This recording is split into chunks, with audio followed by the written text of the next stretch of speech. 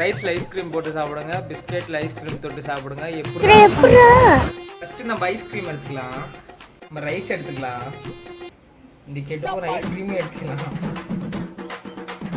அமுக டுமுக அமால் டுமால், அமுக டுமுக அமால் டுமால்,